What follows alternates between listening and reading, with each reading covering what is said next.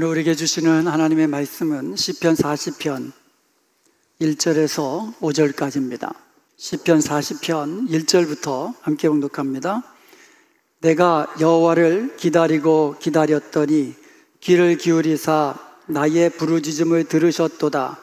나를 기가 막힐 웅덩이와 수렁에서 끌어올리시고 내 발을 반석 위에 두사 내 걸음을 견고하게 하셨도다.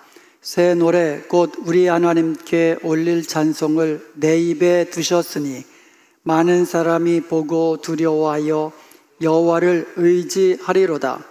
여호와를 의지하고 교만한 자와 거짓에 치우치는 자를 돌아보지 아니하는 자는 복이 있도다. 여호와 나의 하나님이여, 주께서 행하신 기적이 많고 우리를 향하신 주의 생각도 많아 누구도 주와 견줄 수가 없나이다. 내가 널리 알려 말하고자 하나 너무 많아 그 수를 셀 수도 없나이다. 아멘. 오늘 본문 5절에 보면은요, 여호와 나의 하나님이여, 주께서 행하신 기적이 많다. 주님께서 행하신 기적이 많다는 거예요. 얼마나 많은지 내가 널리 알려 말하고자 하나 너무 많아 그 수를 셀 수도 없나이다. 하나님께서 내게 주신 기적을 말하고 싶은데 너무 많다는 거예요. 너무 많다는 거예요. 그래서 그 수를 헤아릴 수 없을 정도로 하나님이 베푸신 기적, 그 은혜가 너무너무 많다라고 고백하고 있는 겁니다. 이것은 다윗 왕의 고백이에요. 다윗은요, BC 1040년경에 유다 지파, 그 중에서 2세의 7 아들 중에 막내로 태어났잖아요. 그리고 그는 목동 생활을 하다가 사무엘이 기름병을 가지고 또 다윗이 하나님의 마음에 합한 자가 되어서 다윗에게 기름 붓고 사울의 뒤를 이어서 왕의 대자로 그렇게 기름 부음을 받게 됩니다. 그리고 나서 곧바로 왕이 되는 게 아니었잖아요. 이 블레셋과의 전쟁에서 이 골리앗 장수를 물리치고 그때부터 유다 사람들이 그를 칭송하는 거예요. 다윗의 죽인 자는 만만이로다. 사울이 죽은 자는 천천인데 다윗이 죽은 자는 만만이로다 하면서 온 백성들이 칭송을 받는 거예요. 그러다 보니까는 사울 왕이 그를 오히려 견제하게 되고 또 시기하게 되고 질투하게 되고 결국 그 악귀에 들려서 다윗을 죽이려고 하지 않았습니까? 그래서 그때부터 사울 왕에게 쫓겨서 거의 10년 이상이나 도망자 신세로 여기저기 다니면서 고난을 면치 못했잖아요. 그러다가 왕이 된 때가 30세입니다. 그렇게 왕이 되고 난 다음에 이제 나이가 들어서 다윗이 지나온 나날들, 하나님이 베풀어 주신 그 기적들, 그 은혜를 돌아보면서 하나님께 신앙 간증을 하는 것이 오늘 본문의 말씀입니다. 현대인들이요, 기적을 잘 믿으려 하지 않아요. 과학, 눈에 보이는 거, 검증된 거, 이것만 믿으려고 하지 기적들을 잘 믿으려고 하지 않습니다. 그런데요, 사실 하루하루가 하나님께서 행하시는 기적 아닙니까? 우리 태양계 끝에 이게 명왕성 있는데 그것이 태양부터 명왕성까지 그 거리가 시속 100km로 달리면은요 8,400년 이상 달려도 못 가요. 똑딱할 때 빛의 속도가 지구를 7바퀴 돈다 그러잖아요. 똑딱하면 이 지구를 7바퀴 도는 그 속도로 달려야만 6시간 한 8분 정도 뭐 이런 시간 걸려요. 그러니까 어마어마하게 먼 거리잖아요. 그 안에 있는 수많은 별들, 그리고 지구가 자전하고 또 태양 주위를 돌고 그런 지구 주위를 달이 돌고 이런 이 태양계가 우주 전체 공간에서 보면은요 티끌만치도 못한 그런 크기예요. 그러니까 이 우주는요 얼마나 광활한지 인간이 파악할 수조차 없는 그런 어마어마한 우주 공간이거든요. 그 공간에서 우리가 태양계라고 일컫는 이 공간 자체가 점으로도 안 보인다는 거죠. 그러니 이 어마어마한 우주 공간을 일치의 오류도 없이 창조 때부터 지금까지 운행하고 계신다는 것, 그 한 가지만 살펴봐도 하나님의 베푸시는 기적은 어마어마한 겁니다. 그리고 실제적으로 각 사람 한 사람에게 베푸시는 기적도 하루하루 베풀어 주시는 거예요. 그리고요, 우리가 기도할 때에 우리의 기도를 들으시고 응답하시는 것, 이것도 기적 아닙니까? 그러므로 이 시간 다윗 왕의 신앙 고백을 살펴보면서 우리도 같은 이 하나님의 기적을 맛보는 자로서, 하나님의 은혜를 체험하는 자로서 같은 고백을 드릴 수 있기를 바랍니다. 다윗의 첫 번째 고백은요, 내가 여호와를 기다리고 기다렸더니 귀를 기울이사 나의 부르짖음을 들으셨다라는 겁니다. 1절 말씀을 한번 다시 보겠습니다. 같이 한번 읽어볼까요? 내가 여호와를 기다리고 기다렸더니 귀를 기울이사 나의 부르짖음을 들으셨도다. 아멘. 다윗은 하나님께 부르짖으며 기도했다는 거예요. 그러면 하나님은 다윗의 기도를 들으셨다라고 말씀하고 있는 겁니다. 그런데 여기에 보면 내가 여호와를 기다리고 기다렸다라는 말을 합니다. 하나님께 부르짖었다고 끝나는 게 아니라 여호와를 기다리고 기다렸다. 2번 반복했다는 얘기는 그만큼 다윗은 인내함으로 기다렸다는 거예요. 딱 2번 기다렸다는 게 아니잖아요. 하나님께 부르짖고 기다렸으면 하나님께로부터 오는 응답을 기다리고 기다렸다는 거예요. 우리가 하나님 앞에 기도할 때에 기다리고 기다리는 것이 너무나 중요합니다. 도중에 포기하거나 낙심하지 말아야 돼요. 하나님을 바라보고 믿음으로 기도하고 인내하면서 기다려야 하는 거예요. 부르짖는 데서 말 끝나는 게 아니라 기다리는 데까지 우리의 믿음이 그때까지 나아가야 된다는 것이죠. 그러면 하나님께서 우리의 기도를 들으신다고 그랬습니다. 우리가 하나님 앞에 기도할 때 때로는 즉각적으로 응답해 줄 때가 있고요, 때로는 뭐 한 주, 2주 있다가 응답해 주는 경우도 있지만 때로는 오랫동안 기다려야 될 때가 있다는 겁니다. 기도한 후에 기다리고 기다려야 하는 경우도 많다는 것이죠. 하박국 선지자는 이렇게 말씀합니다. 하박국서 2장 3절에 보면 이 묵시는 정한 때가 있나니, 정한 때가 있다는 거예요. 그 종말이 속히 이르겠고 결코 거짓되지 아니하리라. 비록 더딜지라도 기다리라. 지체되지 않고 반드시 응하리라. 사람이 보기에는 하나님의 계획이 좀 지체되는 것 같아요. 그렇지만 중요한 것은 하나님의 정한 때는 반드시 있다는 거예요. 그리고 그 정한 때에 반드시 이루어진다는 거예요. 그러니까 우리는 기다리는 거죠. 우리가 하나님 앞에 기도했으면 하나님이 들으셨습니다. 그러면 하나님이 응답하시는 때는 하나님이 정하시는 거예요. 내가 정하는 게 아니잖아요. 내가 오늘 기도하고 내일까지 답 주세요, 이게 아니잖아요. 응답하시는 분은 하나님이시고 그때는 하나님이 정하시는 거거든요.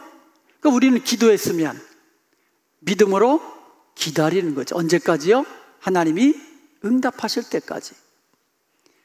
그러면 우리에게는 기다림이 필요한 겁니다. 성경에서 인내의 사람 그러면 욥이 생각나잖아요. 야고보서 5장 11절에 보면 보라, 인내하는 자를 우리가 복되다 하나니, 인내하는 자가 복되다는 거예요. 너희가 욥의 인내를 들었고, 인내 그러면 욥이라는 거죠. 주께서 주신 결말을 보았거니와 주는 가장 자비하시고 긍휼히 여기시는 이시니라. 욥이 인내로 기다렸더니 하나님이 욥에게 주신 결말이 어땠습니까? 갑절의 축복 아니었습니까? 주는 가장 자비로우시고 긍휼히 여기시는 이심을 우리가 기억한다면 우리가 기도했으면 하나님의 응답하심을 믿고 기다리는 것이 필요하다는 거죠. 인내가 필요하다는 거예요. 1만 번 기도 응답 받았다고 하는 조지 뮬러 그 목사님도요, 기도는 응답이 내리기까지 결코 물러나지 않는 것이라고 그랬습니다. 응답 받을 때까지 기도하는 거죠. 여러분, 여러분의 삶 가운데 어려운 문제가 있습니까? 그럼 기도하십시오. 기도했는데 응답이 더디 오십니까? 그러면 기다리십시오. 창세기 25장 21절에 보면 이삭이 그의 아내가 임신하지 못하므로 그를 위하여 여호와께 간구하매 여호와께서 그의 간구를 들으셨으므로 그의 아내 리브가가 임신하였다라고 되어 있어요. 이삭이 리브가와 결혼했습니다. 근데 아이가 없어요. 그래서 기도했습니다. 그래서 아들을 얻었다는 그 내용이에요. 그런데 이 짧은 이 한 구절 속에 엄청난 기다림이 숨어져 있습니다. 이삭은요 40살 때 리브가와 결혼했어요. 리브가가 임신하지 못하자 이삭이 기도합니다. 그래서 하나님께서 쌍둥이 야곱과 에서라는 쌍둥이 아들을 허락해 주셨습니다. 그의 나이가 60살 때예요. 40살에 결혼했다가 60살 때 낳은 겁니다. 무려 20년에 걸친 기다림의 기도였습니다. 이삭의 기도는요 인내의 기도요 기다림의 기도였다라는 거죠. 누가복음 18장에도 보면은요 예수님께서 비유로 말씀하셨잖아요. 항상 기도하고 낭망하지 말아야 할 것을 비유로 가르쳐 주셨어요. 기도하고 낭망하지 말 것. 어느 마을에 하나님도 두려워하지 않는 불의한 재판관이 있었습니다. 그런데 한 과부가 매일같이 찾아와가지고 자기 원통함을 풀어달라고 그렇게 강청을 하는 겁니다. 그런데 이 재판관이 비록 불의하지만 생각한 거예요. 내가 저 여인의 그 강청함을 들어주지 않으면 매일같이 와가지고 나를 괴롭게 하겠구나. 아유, 빨리 들어주고 말자. 그래가지고 그 과부의 강청함을 듣고 그의 원한을 풀어준다는 그런 비유의 내용입니다. 마찬가지로 하나님께서는요 그 밤낮 부르짖는 택하신 자들의 강청함을 들어주시지 않겠느냐라는 비유의 결론입니다. 밤낮 부르짖는 택한 자들의 기도, 주께서 들으신다라는 거예요. 들으신다라는 거예요. 우리가 기도할 때에 응답이 더디다고 낙심하는 것이 아니라 주님께서 응답해 주실 때까지 기다리는 인내가 우리에게 필요하다는 거예요. 낙심하지 말고 그때까지 주님이 다시 응답해 주실 때까지 우리는 계속 강청하며 기도해야 되고 인내하면서 기다려야 된다는 것이지요. 그러므로 기도 응답이 당장 오지 않는다 할지라도 낙심하지 마시고 포기하지 마시고 하나님께서 가장 좋은 것으로 우리에게 가장 좋은 때에 응답해 주신 것을 믿고 기다리는 복된 여러분이 되시기를 주님의 이름으로 축복합니다. 낙심하지 말고 간절하게 하나님이 응답하실 때까지 기도하십시오. 무엇보다도 낙심하지 말고 기다리고 기다리면 우리도 다윗처럼 내가 여호와를 기다리고 기다렸더니 주께서 귀를 기울이사 내게 응답하셨도다라는 이와 같은 놀라운 이 간증, 우리의 신앙 고백을 하나님께 드릴 수 있기를 주님의 이름으로 축복합니다. 아멘. 두 번째 신앙 고백은요, 나를 기가 막힐 웅덩이와 수렁에서 끌어올리시고 내 발을 반석 위에 두사 내 걸음을 견고케 하셨다라는 겁니다. 2절 말씀을 다시 한번 읽어볼게요. 함께 읽겠습니다. 나를 기가 막힐 웅덩이와 수렁에서 끌어올리시고 내 발을 반석 위에 두사 내 걸음을 견고하게 하셨도다. 아멘. 사람이 기가 막히면 어떻게 됩니까? 죽잖아요. 이 몸에 기가 흐르는데 기가 딱 막히면 죽는 거예요. 그러니까 기가 막힐 웅덩이와 수렁은요, 절망적인 그런 위기의 상황을 말씀하고 있는 겁니다. 이스라엘은요, 강우량이 적습니다. 비가 많지 않아요. 그냥 이 여름에 반짝 비 오고 말아요. 그리고 비가 언제 오냐면 늦은 가을에 옵니다. 10월 넘어서 11월 이때 비가 와요. 이거를 이른비라고 그래요. 이른비.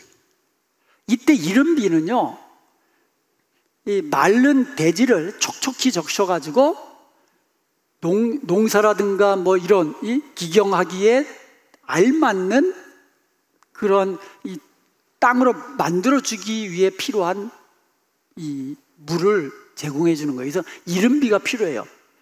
그리고 또 봄에 비가 옵니다. 많이 오지는 않지만 그래도 봄에 비가 오는데 이거를 늦은 비라 그래요. 3, 4월경에 비가 오는데요, 이때 오는 비는 정말 축복의 비예요.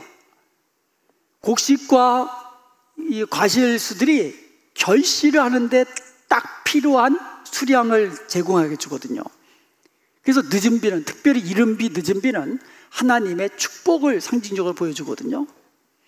그러니까 이 이스라엘은 비가 많지 않고 그 다음에 비가 오면 스며들어요. 땅속에 스며들어가지고 남는 게 없어요. 언제 비가 왔다는 듯이 아무것도 없어요. 그래서요, 그렇게 물이 귀하기 때문에 큰 웅덩이를 팝니다. 수렁을 파는 거예요. 깊은 웅덩이를 파요. 그래서 거기다가 물을 좀 담아둘 수 있게 그렇게 만들고, 그리고 그 물을 가지고 농사 짓는 데도 사용하고, 그 다음에 목축하는 사람들이 양을 먹일 때도 그 물을 떠다가 먹이는 겁니다. 그런데 이 깊은 웅덩이가 물을 담아놓을 땐 좋은데 근데 물을 다 펐어요. 근데 건조한 지역이다 보니까 마르거든요. 그럼 물도 없지. 그러면 그거를 다시 뭐 이렇게 구덩이를 메꾸든지 아니면 큰 돌로 그 입구를 막든지 해야 되는데 귀찮으니까 그냥 가버린단 말이에요. 그러면 거기에 풀이 자라고 막 이래서 사람들이 모르고 가다가 빠지면 그야말로 깊은 웅덩이와 수렁에 빠지는 겁니다. 근데 이거는 깊이 파기 때문에 한번 빠지면 혼자서는 기어 올라올 수가 없는 겁니다. 그러면 어떻게 됩니까? 할 수 있는 방법 하나예요. 살려주세요, 살려주세요. 누구 지나가는 사람 없어요? 소리치는 수밖에 없는 거예요.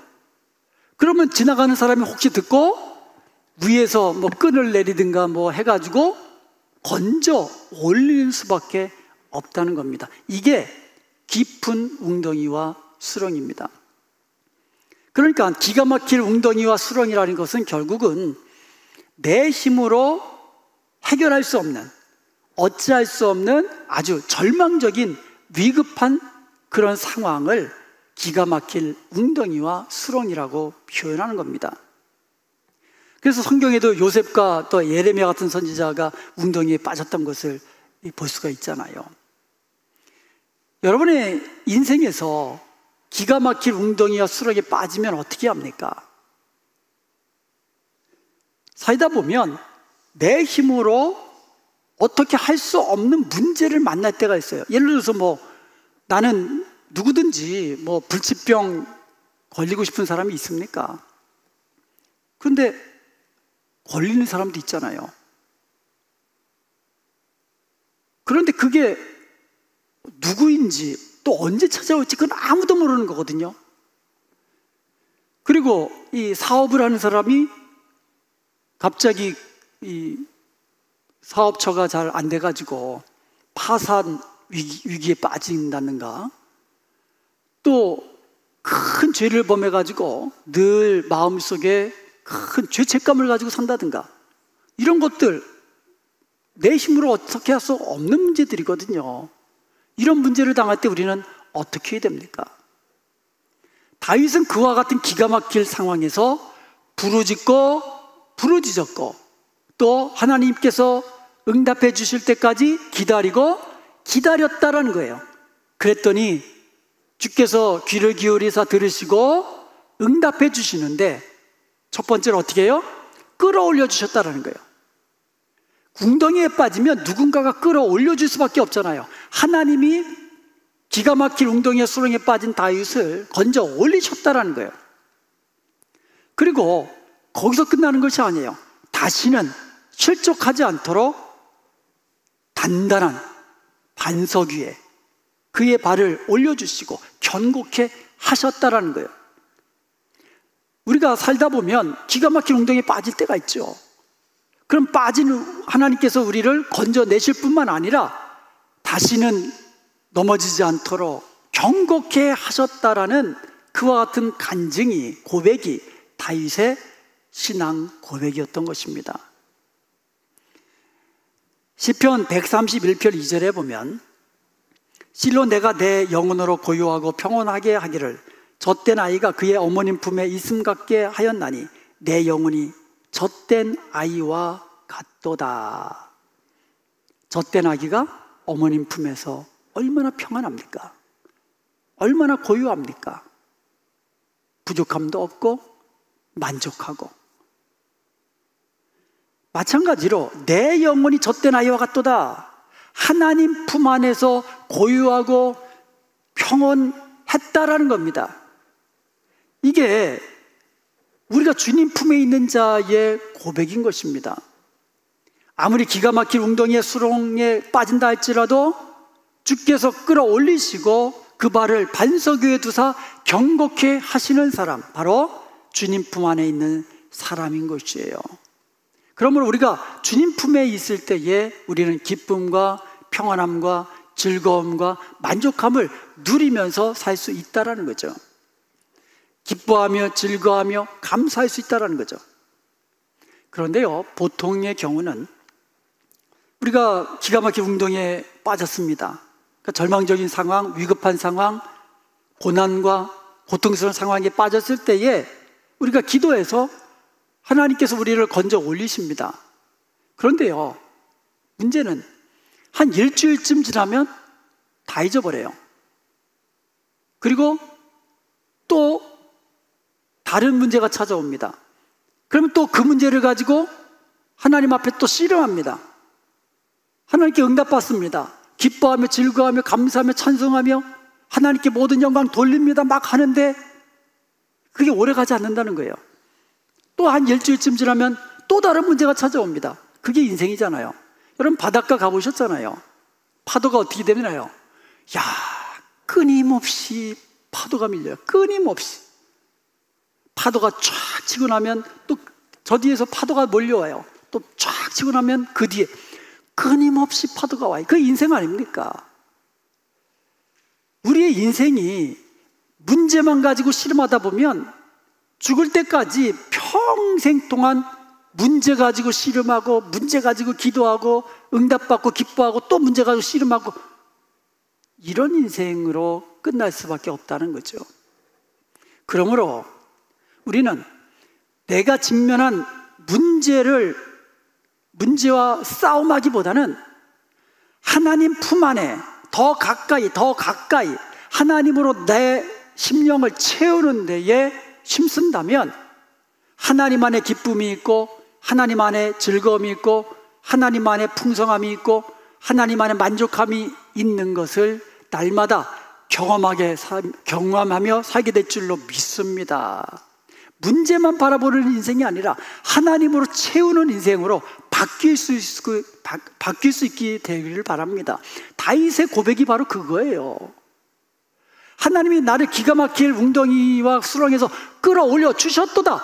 여기서 끝나는 고백이 아니라 끌어올리시고 나의 발을 반석 위에 두사 견고케 하셨다는 고백이 저와 여러분의 고백이 될 수 있기를 주님의 이름으로 축복합니다. 이제 다윗의 신앙 고백은요, 찬송으로 바뀝니다. 3절에 보면 새 노래 곧 우리 하나님께 올릴 찬송을 내 입에 두셨으니 많은 사람이 보고 두려워하며 여호와를 의지하리로다. 새 노래로 찬송하겠다고 합니다. 새 노래. 이 새 노래는요, 하나님의 구원을 감사함으로 찬송하는 노래예요. 이것은 성도의 간증이요 찬송입니다. 이것이 나의 간증이요 이것이 나의 찬송일세.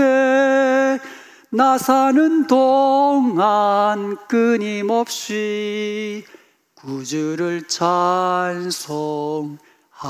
찬송하리로다. 나를 구원하신 주님, 나에게 매일매일 기적을 베풀어 주시는 하나님, 그 하나님을 감사함으로 찬송하는 노래, 우리의 입술에서 떠나지 않게 하고 우리의 평생에 떠나지 않게 되길 원합니다.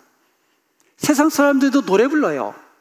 그런데 좋은 노래, 위로하고 격려하고 힘이 되고 기쁨이 되고 그런 노래도 있지만, 세상 노래 가운데는요, 신성을 모독하고 동성애를 찬양하고 폭력을 조장하고 또 이런 종류의 노래가 얼마나 많은지 모릅니다.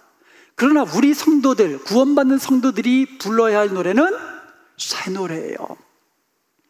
날마다 하나님의 구원을 찬송하고 하나님이 우리에게 베풀어 주신 은혜를 노래하고, 이것이 우리의 부를 새 노래입니다. 내 영혼이 늘 즐겁고 평안하고 기쁨이 되는 노래입니다. 그런데요, 오늘 본문에 보면 이런 말이 있습니다. 많은 사람이 보고 두려워하여 여호와를 의지하리로다. 내가 구원의 하나님을 찬송하고요, 나에게 베풀어 주신, 기적을 베풀어 주신 그 하나님을 노래할 때에 다른 사람들이 듣고 하나님을 알게 되고 하나님을 두려워하게 되고 하나님을 의지하게 된다라는 거죠. 그게 새 노래예요. 새 노래는 결국 감사의 찬송이요, 간증의 노래요, 이것이 바로 우리의 평생에 우리 입술에서 떠나지 않아야 할 새 노래라는 것이죠. 하나님은 자기 백성들을 향하여 새 노래를 부르라고 명령하고 있습니다.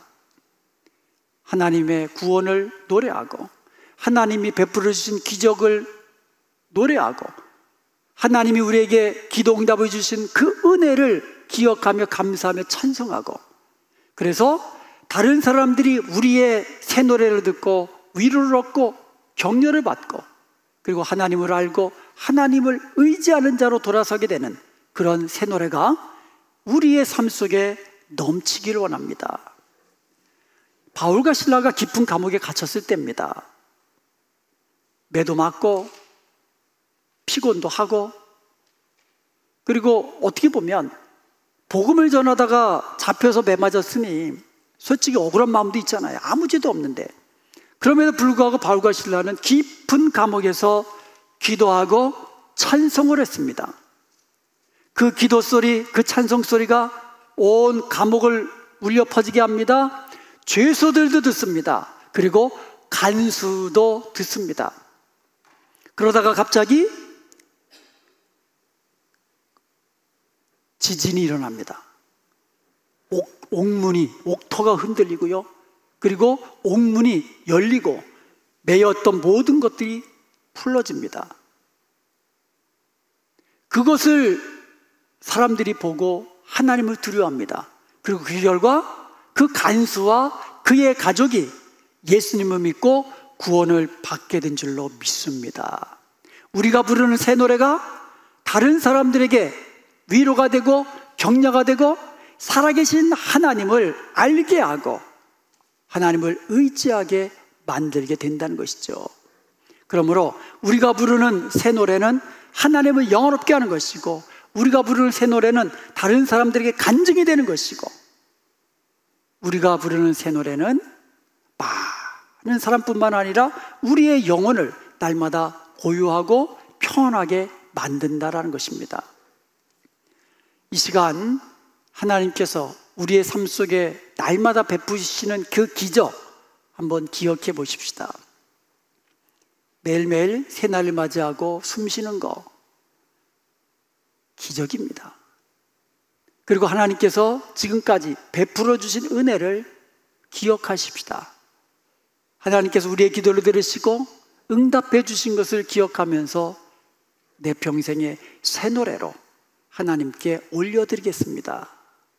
이렇게 고백하고 결단하는 저와 여러분 되시기를 주님의 이름으로 축원드립니다.